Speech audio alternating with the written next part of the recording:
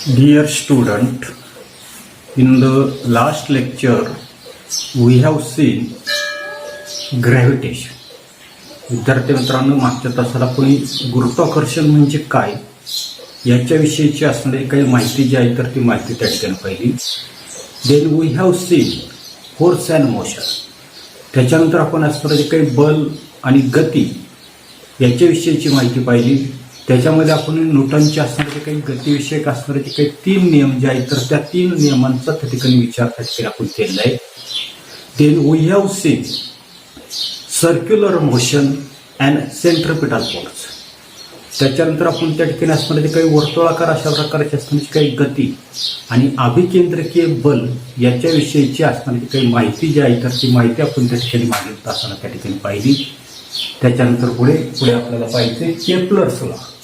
केपलरचे असणारे काही नियम पहा की planetary motion had been observe by astronomers since ancient time. की प्राचीन काल जो आहे तर त्या प्राचीन कालापासून मानव जो आहे तर तो मानव ग्रहांची असणारी ती काही स्थिती जी आहे तर त्या ग्रहांच्या स्थितीचं असणारं जे काही निरीक्षण जे आहे तर ते निरीक्षण त्या ठिकाणी करत आलेलं आहे. Before Galileo all observation of the planets position were made with naked eyes. की गॅलिलिओ हा जो काय असणारा जो काही सायंटिस्ट जो आहे तर त्या गॅलिलिओच्या आहे ही असणारे जे काही ग्रहांची असणारी काही स्थिती जी आहे तर तिची असणारी जी काही निरीक्षणं जी आहे तर ती निरीक्षणं केवळ असणारे जे काही डोळे जे आहेत तर त्या डोळ्यांच्या साह्यानं त्या ठिकाणी ती केली जात असते. By the 16th century a lot of data were available about the planetary position and motion. त्याच्यानंतर 16वे शतक जे आहे तर त्या 16व्या शतकापर्यंत ग्रह जे आहे तर त्या ग्रहांची स्थिती आणि गतीविषयीची असणारी काही बरीचशी असणारी काही माहिती जी आहे तर ती माहिती त्या ठिकाणी उपलब्ध झाली. योहाना केपलर, नाव नीट लक्षात ठेवायचं काय, योहानस केपलर स्टडीड दिस डाटा. योहानस केपलर नावाचा जो काही शास्त्रज्ञ जे आहे तर त्या शास्त्रज्ञानं ही सर्वच्या सर्व असणारी काही माहिती जी आहे तर ती माहिती त्याने त्या ठिकाणी अभ्यासली. त्याच्यानंतर पुढे he notice that the motion of the planets follow certain laws. आणि त्याला त्या ठिकाणी असं आढळून आलं की ग्रहांची असणारी काही गती जी आहे तर त्या गतीला काही विशिष्ट अशा प्रकारचे असणारे काही नियम जे आहेत तर ते नियम त्या ठिकाणी. He stated 3 laws describing planetary motion. आणि त्या ठिकाणी असणारे जे काही ग्रह जे आहेत तर त्या ग्रहांच्या गतीविषयीचे 3 नियम त्याने त्या ठिकाणी मांडलेले. These are known as Kepler's law which are given here. आणि यालाच त्या ठिकाणी केपलरचे नियम त्या ठिकाणी म्हटलेले. आणि हे जे काही तिन्हीच्या तिन्ही असणारे जे काही नियम जे आहेत तर ते नियम त्या ठिकाणी पुढील प्रमाणे पाहता. त्याच्या पुढे डू यू नो दिलेलं आहे, तुम्हाला माहित आहे का. An ellipse is a curve obtained when a cone is cut by an inclined plane. या ठिकाणी लंबवर्तुळ म्हणजे काय तर एखादा असणारा जो काही शंकू जे आहे तर त्या शंकूला एका प्रतलानं तिरकं त्या ठिकाणी छेदलं असतं तयार होणारी आकृती. आता याच्यामध्ये आपल्याला सर्वसाधारणपणे असणारे जे काही कोन जो आहे तर तो कोन त्या ठिकाणी माहिती बरोबर. अशा प्रकारचा असणारे काही कोन जो आहे तर त्या कोणाला काय करायचं आपल्याला त्या ठिकाणी छेदायचं. आता छेदत असताना अशा प्रकारचं असणारे काही प्लेन जे आहे अशा पद्धतीचं असणारे काही प्लेन जे आहे तर त्या प्लेनला काय केलं आपण त्याला छेदलं. छेदल्यानंतर या ठिकाणी मिळणारं जे काही इलिप्स जे आहे तर त्यालाच आपण त्या ठिकाणी म्हणणार आहे लंबवर्तुळ. त्या ठिकाणी आपण अशा पद्धतीचे एक लंबवर्तुळ त्या ठिकाणी दाखवलेले. हे लंबवर्तुळ म्हणजे काय की असणारा जो काही शंकू जे आहे तर त्या शंकूला एका प्रतलानं तिरका अशा पद्धतीचं जर छेदलं तर तयार होणारी जी काही आकृती जी आहे तर त्या आकृतीलाच आपण काय म्हटलेलं इलिप्स त्या ठिकाणी म्हणतो. It has 2 focal points. आणि हे जे काय असणारे जे काही लंबवर्तुळ जे आहे तर त्या लंबवर्तुळाला काय म्हणतात, तर त्या ठिकाणी दोन नाभिबिंदू जे आहेत तर त्या नाभिबिंदू असतात. उदाहरणार्थ आकृतीमध्ये पहा F1 आणि दुसरी असणारे जे काही फोकल लेंथ जे आहे किंवा असणारे जे काही फोकल पॉइंट्स जे आहेत, एक फोकल पॉइंट त्या ठिकाणी F1 दाखवलाय, दुसरा त्या ठिकाणी F2 त्या ठिकाणी दाखवलाय. त्याच्यानंतर पुढे the sum of the distances to the two focal points from every point on the curve is constant. पुढे काय सांगितलंय, तर हे जे काही दोन नाभिबिंदू पासूनचं वृत्तावरील कोणत्याही बिंदूंच्या अंतराची असताना जी काही बेरीज जी आहे तर ती बेरीज त्या ठिकाणी एक समान असते.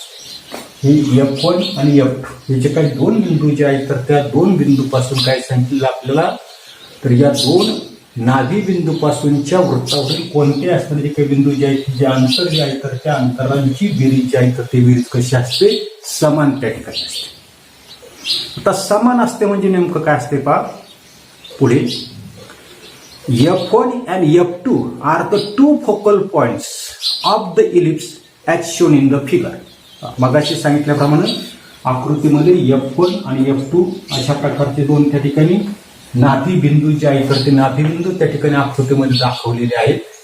त्याच्यानंतर पुढे if A, B and C are the 3 points on the ellipse. A, B, C हे तीन बिंदू पुढे आहेत तर इलिप्सवर म्हणजे लंबवर्तुळावर त्या ठिकाणी असतील तर काय सांगितलंय, अंतराच्या बाबतीमध्ये पहा की AF1 काहीतरी AF1 म्हणजे AF1 अधिक AF2 plus AF2 is equal to, यानंतर पुढे कसं असणार आहे, BF1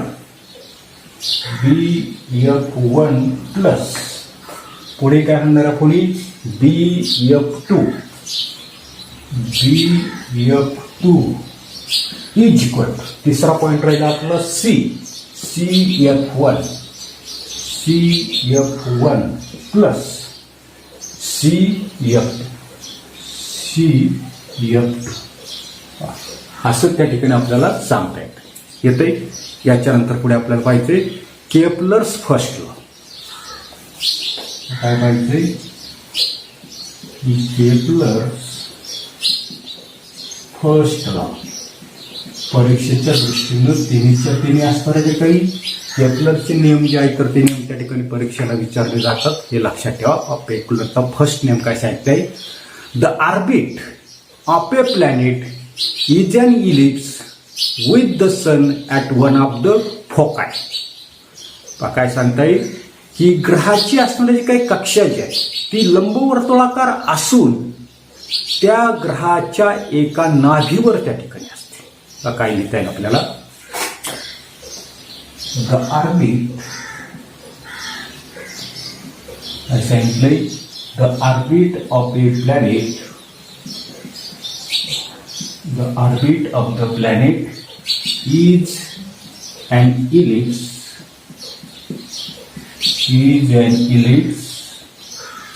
with the sun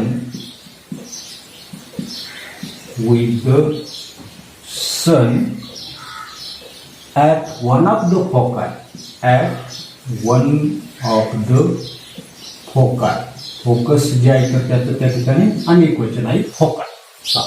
असं सांगितलंय पहिला नियम, the orbit of a planet is an ellipse with the sun at one of the focal.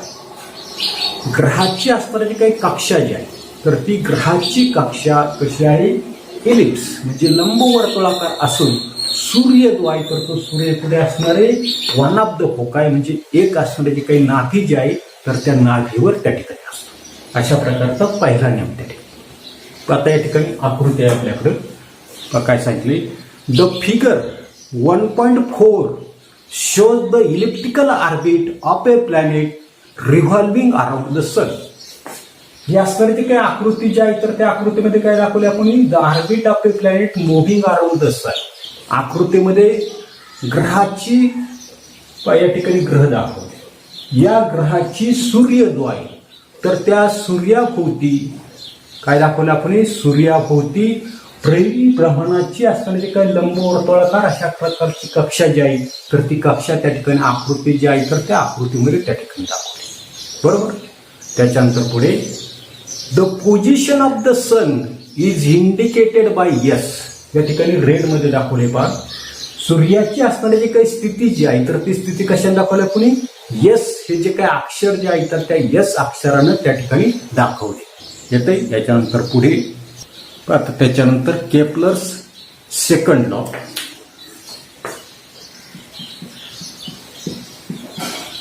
Kepler's second law.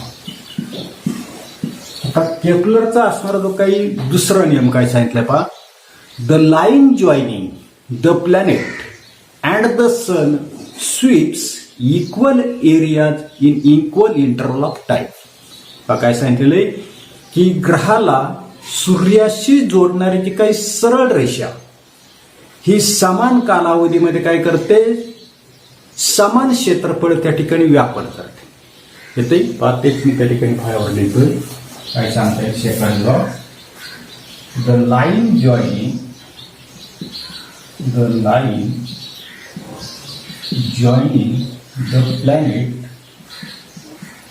The planet and the sun sweeps equal areas in equal intervals of time. पुन्हा एकदा ऐका. म्हणजे काय की ग्रहाला सूर्याशी जोडणारी सरळ रेषा काय करते? समान कालावधीमध्ये समान क्षेत्रफळ त्या ठिकाणी व्यापन करते. पहा या ठिकाणी आकृतीचा विचार करायचा आपल्याला की A B and C D are the distances covered by the planet in equal time, that is after equal interval of time. The position of the planets starting from A to B or A to C are shown by B and D respectively.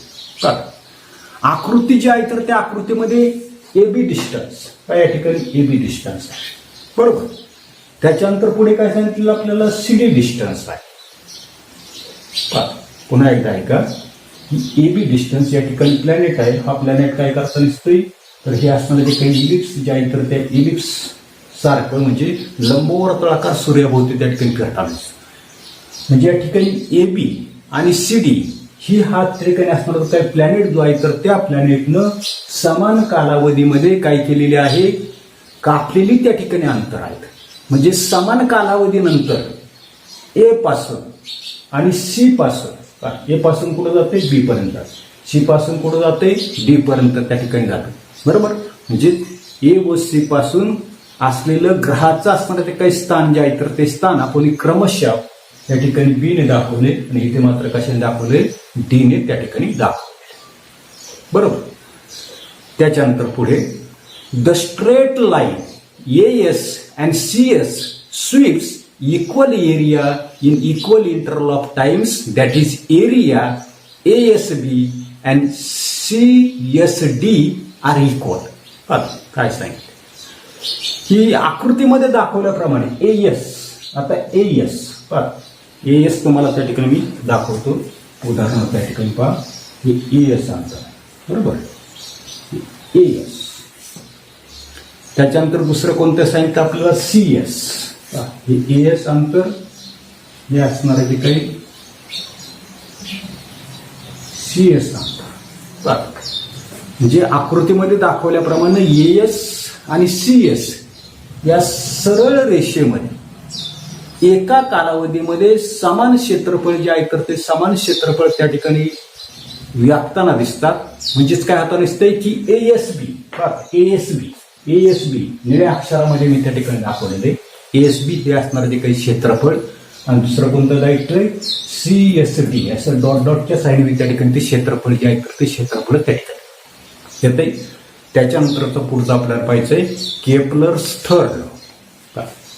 पुढे काय पाहिजे आपल्याला? इथे लिहितो मी, दिसतंय Kepler's third law. केपलरचा असणारा तो काही तिसरा नियम. आता तिसरा नियम काय सांगितलाय, आता पुढे केपलर्स थर्ड लॉ. तर थर्ड लॉ काय सांगते पहा, the square of its period of revolution around the sun is directly proportional to the cube of the mean distance of the planet from the sun. की सूर्याची परिक्रमा करणाऱ्या ग्रहाच्या आवर्तन कालात, त्याला काय म्हटलेलं आहे, पिरियड ऑफ रिव्होल्युशन. आवर्तन कालाचा वर्ग हा कसा असतो, ग्रहापासूनच्या सरासरी अंतराच्या क्यूब म्हणजे घनाच्या समानुपाती असतो. आता तिसरा नियम आपल्याला लक्षात ठेवायचा आहे. तर तिसरा नियम काय सांगितले का, the square of its period of revolution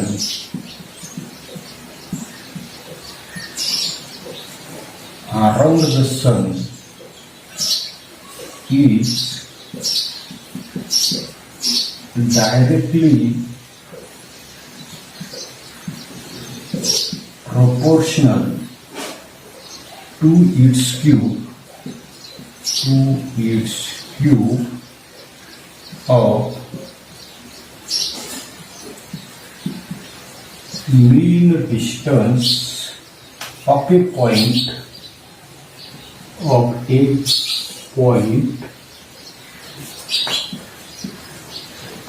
the planet.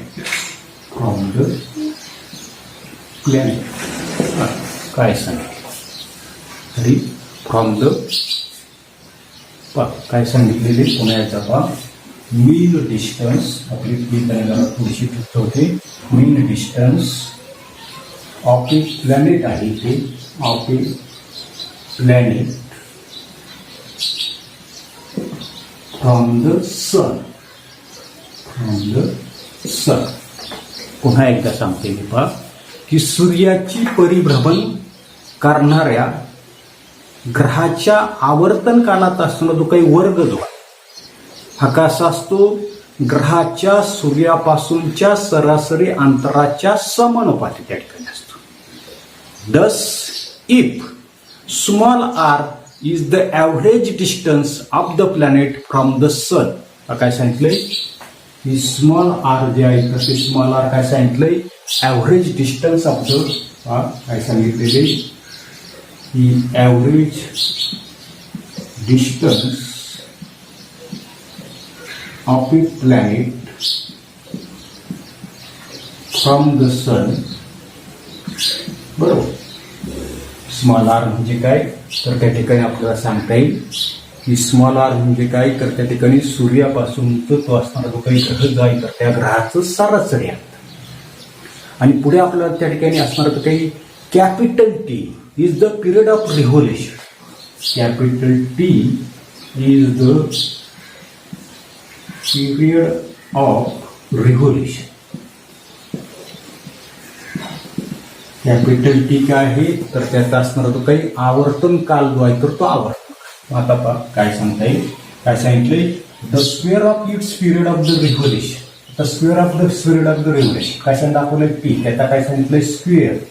कसा सांगितलंय, काय सांगितलंय, if revolution around the sun is directly proportional. कशाची directly proportional, to its cube of the mean distance. Mean distance कशाने दाखवलं, कोणी आरने, त्याचा काय सांगितले, क्यूब. म्हणजे T square is directly proportional to R cube. किंवा हेच आपल्याला असं लिहिता येईल की टी स्क्वेअर याच्याऐवजी इथे काही प्रोपोर्शनॅलिटी असणार, ते काही साईन जे आहे तर त्या साईनच्या ऐवजी आपण त्या ठिकाणी काहीतरी एक त्या ठिकाणी कॉन्स्टंट जे आहे तर ते कॉन्स्टंट त्या ठिकाणी घेऊ शकतो, इंटू आर स्क्वेअर. के जो आहे तर तो के काय असणार आहे तर या ठिकाणी कॉन्स्टंट त्या ठिकाणी असतो. बरोबर, पुन्हा आर जो आहे तर तो या बाजूला म्हणजेच T square upon R cube is equal to K, that is constant. इथे याला आपण त्या ठिकाणी इक्वेशन नंबर 1 त्या ठिकाणी म्हणतात. पाहतो काय सांगतो की Kepler obtain these laws simply from the study of the position of the planets obtained by the regular observation. Kepler जे आहे तर त्या केपलरने हे जे काही तिन्हीच्या तिन्ही असणारे जे काही नियम जे आहेत तर ते नियम केवळ निरीक्षण जे आहे तर त्या निरीक्षणानं म्हणजे ग्रहांचे असणारे जे काही स्थान जे आहे तर त्या स्थानाचं निरीक्षण करून त्या ठिकाणी शोधून त्या ठिकाणी काढले. He had no explanation as why planets obey his law. आणि ग्रह जे आहे तर ते ग्रह हे जे काही नियम जे आहे तर त्या नियमाचं पालन का करतात याचं असणारं जे काही कारण जे आहे तर ते कारण त्या ठिकाणी त्याला माहीत नव्हतं. We see below how these laws help Newton's in formulation of his theory of the gravitation. आणि पुढे आपण त्या ठिकाणी गुरुत्वाकर्षणाचे सिद्धांत मांडताना केपलरचे असणारे जे काही नियम जे आहेत तर त्या नियमाची मदत न्यूटनला त्या ठिकाणी कशी झाली हे आपण त्या ठिकाणी पुढच्या तासाला त्या ठिकाणी पाहणार आहोत. धन्यवाद.